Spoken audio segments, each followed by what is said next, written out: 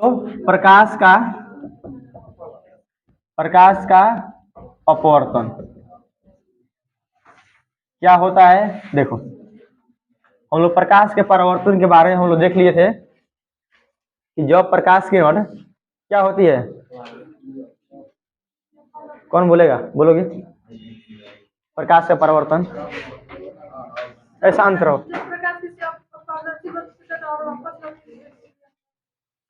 मतलब हुआ यह कि परावर्तन कब होगा, जब प्रकाश क्या हो, किसी वस्तु से टकराए और वापस क्या हो जाए, वो लौट जाए, उसे हम लोग क्या बोलते हैं, परावर्तन बोलते हैं। बैठ जा।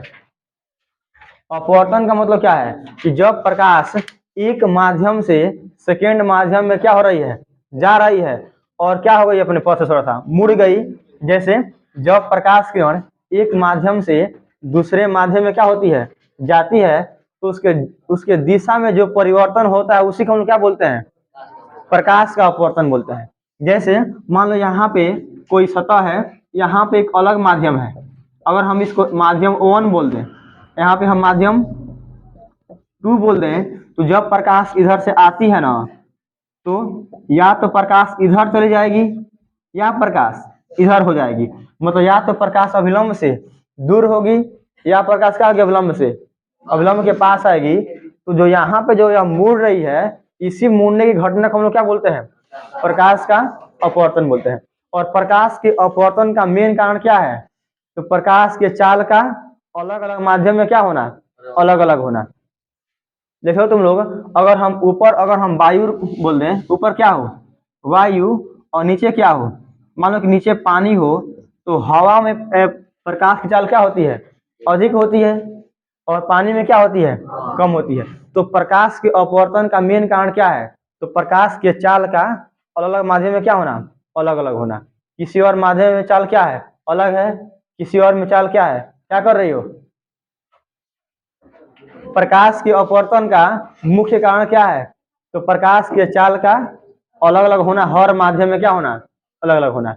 अब देखो, जैसे हम लोग पढ़े हैं ना परावर्तन में, वैसे हम लोग यहाँ पर हम लोग सेम पढ़ेंगे अपवर्तन में, कि जो प्रकाश आ रही है उसका हम लोग क्या बोल देंगे, उसको हम लोग बोल देंगे आपतित किरण बोल देंगे। वहां पर भी क्या था, आपतित किरण था, यहाँ पर भी क्या है, आपतित किरण है। असल में यहाँ पे देखो, अब हम लोग वहां पे क्या देखे थे, अगर प्रकाश ऐसे आ रही है और ऐसे पास कर गई, तो इसका नाम क्या था वहां पे, और यहाँ पर इसका नाम होगा अपवर्तित किरण। क्या नाम होगा इसका, अपवर्तित किरण नाम होगा इसका, समझे। और इस कोण को हम लोग क्या बोल देंगे, यहाँ पे आपतन कोण, और यहाँ बोल देंगे हम अपवर्तन कोण। असल में यहाँ पर वहां पे क्या था, आपतन कोण, यहाँ पे एकदम सेम वही रहेगा, आपतन कोण। लेकिन इस कोण का वहां पे नाम क्या था, वहां पे परावर्तन कोण, और यहाँ पे नाम क्या रहेगा इसका, अपवर्तन कोण। असल में सेम वही रहेगा यहाँ पे। अब देखो हमको यहाँ पे ना अपवर्तन का नियम ही पढ़ना है। क्या पढ़ना है यहाँ पे, कि जो यह अपवर्तन हो रहा है यहाँ पे, इसके नियम क्या क्या है, ठीक है ना। तो अपवर्तन क्या होता है, तो जब प्रकाश किरण किसी एक माध्यम से दूसरे माध्यम में गमन करते तो क्या होती है, अपने क्या होगी, उसमें उसके दिशा में क्या होगी, थोड़ा सा परिवर्तन होगा ना यहाँ पे। चाहे अविलंब से क्या होगा, दूर होगा, और चाहे अविलंब से क्या होगा, पास में होगा। तो जो दिशा में उसके हो रहा है चेंजिंग, उसी को हम लोग क्या बोलते हैं, प्रकाश का अपवर्तन। अब अपवर्तन के भी 2 नियम होते हैं, जैसे परावर्तन के भी कितने नियम होते हैं, 2 नियम होते हैं, पता है, आप बताओ सर, बोलोगे परावर्तन के कितने नियम होते हैं, दोनों बोलो, थोड़ा तेज बोलो, तेज। इतने बोल नहीं करेंगे। अच्छा बोलो। आपतित किरण और परावर्तित किरण और क्या था, आपतन बिंदु पर खींचा गया विलंब तीनों एक ही समतल में होता है। और सेकंड नियम, आपतन कोण और परावर्तन कोण बराबर होता है। शाबाश, ताली मारते एक बार।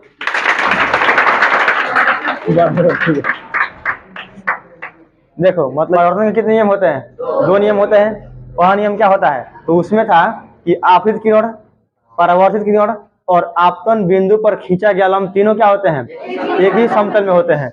और आपतन कोण क्या होता है, परावर्तन कोण के बराबर। यहाँ पर देखो सेम वही बोलेंगे, किसे बोलेंगे, आपतित किरण और अपवर्तित किरण। क्या बोलेंगे यहाँ पे, आपतित किरण, अपवर्तित किरण और आपतन बिंदु पर खींचा गया अभिलंब तीनों एक ही समतल में होते हैं। सेम वही वाला रहेगा यहाँ पे, बस क्या करोगे तुम चेंज यहाँ पे केवल अपवर्तित यहाँ पे तुम लोग कर दोगे। तो आपतित किरण, अपवर्तित किरण और आपतन बिंदु पर खींचा गया अभिलंब तीनों क्या होंगे, एक ही समतल में। पहला नियम यह हो गया। सेकेंड नियम होता है कि आपतन कोण की ज्या, ध्यान रखना वो वाला नियम नहीं बोलेंगे यहाँ पे। क्यों नहीं बोलेंगे यहाँ पे, क्योंकि जो यहाँ पे आई है ना वो आर के बराबर यहाँ पे नहीं है। क्यों नहीं है, क्योंकि देखो क्यों यहाँ बराबर नहीं यहाँ पर है, तो देखो प्रकाश भागा है इधर की ओर, लेकिन इसके अनुसार यहाँ पानी चाहिए, तो यह अगर यह आई है तो इतना आर होगा ना, लेकिन यहाँ पर देख लो यहाँ पर इतना पूरा आर आ रहा है, मतलब यहाँ पे आर बढ़ गया ना, यहाँ पे एकदम आर और इधर हो गया है यहाँ पे, तो यहाँ पे आर क्या हो गया है, बढ़ गया है। तो यहाँ पे बोलेंगे कि आपतन कोण की ज्या, क्या बोलेंगे यहाँ पे, आपतन कोण की ज्या। तुम लोग त्रिकोणमिति में तुम लोग पढ़े हो गया साइन, तुम लोग पढ़े हो साइन, तो साइन को हम लोग हिंदी में ज्या बोलते हैं, क्या बोलते हैं, ज्या। तो आपतन कोण की ज्या मतलब साइन आई, और अपवर्तन कोण की ज्या मतलब साइन आर का अनुपात एक नियतांक होता है। क्या होता है, क्या होता है, नियतांक होता है, समझे।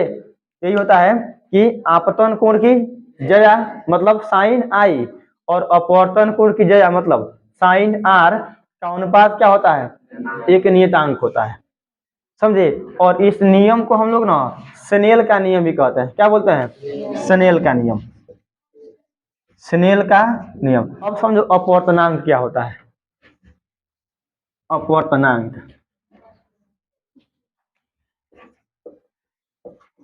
अपवर्तनांक देखो, अपवर्तनांक का जो फॉर्मूला होता है यह होता है निर्वात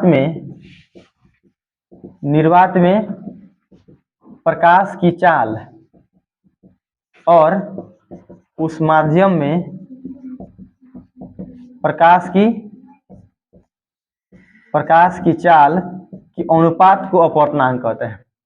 क्या बोलोगे अपवर्तनांक के बारे में, कि निर्वात में प्रकाश की चाल और उस माध्यम में, जिस माध्यम का हम लोग अपवर्तनांक निकाल रहे हैं। जैसे मान लो कि हम लोग को अपवर्तनांक निकालना है पानी का, किसका, पानी का, तो पानी का अपवर्तनांक क्या होगा, तो निर्वात में प्रकाश की चाल और जिस माध्यम में हम लोग अपवर्तनांक निकाल रहे हैं उस माध्यम में प्रकाश की चाल के अनुपात को हम लोग क्या बोलते हैं, अपवर्तनांक बोलते हैं, समझे। निर्वात में प्रकाश की चाल और उस माध्यम में प्रकाश की चाल के अनुपात को हम लोग क्या बोलते हैं, अपवर्तनांक बोलते हैं, समझे इसको। तो निर्वात में प्रकाश की चाल और उस माध्यम में प्रकाश की चाल के अनुपात को हम लोग क्या कहते हैं, अपवर्तनांक कहते हैं। असल में अपवर्तनांक को हम लोग दिखाते हैं यन, किससे, यन से होता है यन बराबर सी बटा भी। क्या होता है यन बराबर सी बटा भी। ऊपर क्या है, सी मतलब होता है निर्वात में प्रकाश की चाल, अभी मतलब उस माध्यम में प्रकाश की चाल। अब देखो फर्क होती है, नहीं होती है, क्योंकि देखो क्यों नहीं होगा, देखो ऊपर भी क्या है, चाल है मीटर पर सेकेंड में, नीचे भी क्या है, चाल है मीटर पर सेकेंड में, दोनों एकदम कट जाएगा। इसीलिए अपवर्तनांक क्या होता है, तो मात्रक विहीन होता है, मतलब इसका मात्रक नहीं होता है। अब देखो अपवर्तनांक का देखो मेन मतलब क्या होता है, तुम लोग पढ़े हो, बताएं तुम लोग को हम कि जब प्रकाश अगर ऊपर मान लो विरल माध्यम है, ऊपर क्या है और नीचे क्या है, सघन माध्यम है। विरल माध्यम क्या होता है, तो जिसमें कण क्या हो, दूर दूर होते हैं, ऐसे मतलब समझ लोगे। और सघन मतलब इसमें कण क्या हो, पास रहे। तो जब प्रकाश किरण विरल से सघन में आती तब क्या होता है, वो अभिलंब की ओर मुड़ जाती है, होता है ना ऐसा। तो जब प्रकाश किरण कहाँ से कहाँ आती है, विरल से सघन में, तब क्या होती है, वह अभिलंब के ओर मुड़ जाती है। और जब प्रकाश किरण कहाँ से कहाँ जाती है, सघन से विरल में, तब क्या होती है, वह अभिलंब से दूर हटती है, होते ना ऐसा। अब देखो यहाँ पे जब प्रकाश की चाल अधिक होगी, प्रकाश किसमें, उस माध्यम की बात कर रहे हैं हम, जैसे मान लो कि अगर हम बात करें केवल पानी का, तो जब पानी में प्रकाश की चाल जब अधिक होगी तो अपवर्तनांक क्या होगा इसका, कम। देखो अपवर्तनांक के फॉर्मूला से हम यहाँ पे क्या देख रहे हैं कि जब जब यहाँ पे जब इसका भी क्या होगा, कम होगा, भी क्या होगा, कम, तो अपवर्तनांक क्या होगा, अधिक। और जो हीरा होता है ना, हीरा, इसका अपवर्तनांक सबसे अधिक होता है, याद रख लेना, ठीक है ना, क्योंकि हीरे में चाल जो होती है बहुत कम होती है असल में प्रकाश की। तो जब जब प्रकाश की चाल क्या होगी, कम होगी, तो अपवर्तनांक क्या होगा, अधिक होगा। और जब चाल क्या होगी, अधिक होगी, तो अपवर्तनांक क्या होगा, कम। अब समझो यहाँ से विरल में जब माध्यम कौन सा है, विरल है, तो विरल में चाल क्या होती है प्रकाश की, अधिक होती है। विरल में प्रकाश की चाल क्या होती है, अधिक होती है। तो जब चाल अधिक होगी तो अपवर्तनांक क्या होगा, कम। मतलब क्या हुआ कि विरल माध्यम का अपवर्तनांक क्या होता है, कम होता है। अगर कम, क्योंकि विरल में चाल क्या होती है, अधिक होती है। विरल में चाल क्या होगी, अरे जब कण दूर दूर रहेंगे तो चलने में तो आसानी होगा। और रोड पे अगर जाम कम है तो चलने में क्या होता है, आसानी होता है ना। वैसे ही सेम समझो कि यहाँ पे जाम क्या है, यहाँ पे जाम नहीं है, बहुत कम है, तो चलने में क्या होगी, यहाँ पे आसानी होगी। तो जब जब चाल अधिक होगा तो अपवर्तनांक क्या हो जाएगा, कम। तो विरल और सघन माध्यम में, विरल में प्रकाश की चाल अधिक होती है, इसीलिए विरल माध्यम का अपवर्तनांक कम होता है। क्या होता है, कम होता है। और सघन में चाल कम होती है क्योंकि यहाँ पे जाम ढेर है। जब जब यहाँ पे सघन होगा तो जाम क्या होगा, अधिक होगा। जब जाम अधिक होगा तो यहाँ पे चाल कम हो जाएगी। जब चाल कम होगा तो अपवर्तनांक क्या हो जाएगा, बढ़ जाएगा। तो सघन माध्यम का अपवर्तनांक क्या होता है। अब तो थोड़ा हम तुमसे कुछ पूछ लें, खड़े हो गए, कंफर्म पीटेंगे इसको। प्रकाश के अपवर्तन के नियम बोलो तो।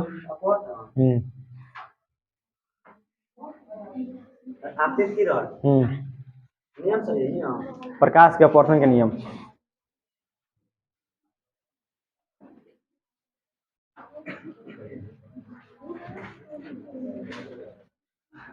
बोलो। आपतित किरण और अपवर्तित किरण आपतन कोण पर खींचा गया लंब के समांतर। और सेकंड नियम, ओए हाँ हाँ, आपतित कोण के जया और आपतन कोण है ही, आपतन कोण के जया बोलते हैं। आपतन कोण के जया और अपवर्तन कोण के जया ये एक नियतांक में होते हैं। कैसे मतलब, एक अनुपात में बोलने ऐसा ना, एक अनुपात के तो तुम बोल तो बच्ची,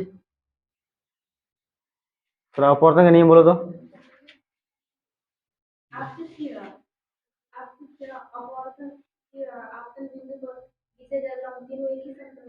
और सेकंड नियम,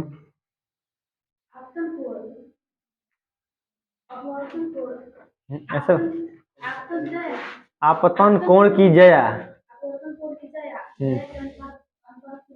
एक नियतांक होता है। ठीक है, बैठ जाओ। गुड़िया सेकंड, खड़े रह दो, खड़े खड़े। नेहा कुमारी, तो तुम थोड़ा बोलोगी अपवर्तन किसे कहते हैं। अपवर्तन, प्रकाश के अपवर्तन से तुम क्या समझती हो। तो है क्या देख रही हो, है क्या, बोलो। प्रकाश के अपवर्तन,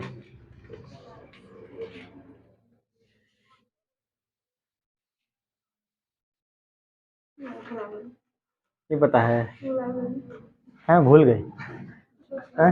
कौन बोलेगा, बोलो। जब प्रकाश की किरण एक माध्यम से दूसरे माध्यम पर जाने पर मुड़ जाती है, उसके मुड़ने की क्रिया को प्रकाश का अपवर्तन कहते हैं। बेटा सुनिए बेटा, देखो मतलब जब प्रकाश कहाँ जाए, एक माध्यम से, तब क्या होती है, अपने पर मुड़ जाती है। तो जब मुड़ने की जो वही घटना है उसे हम लोग क्या बोल देंगे, प्रकाश का अपवर्तन। और जो मूर्ति है उसका मेन कारण क्या है, तो प्रकाश की चाल है।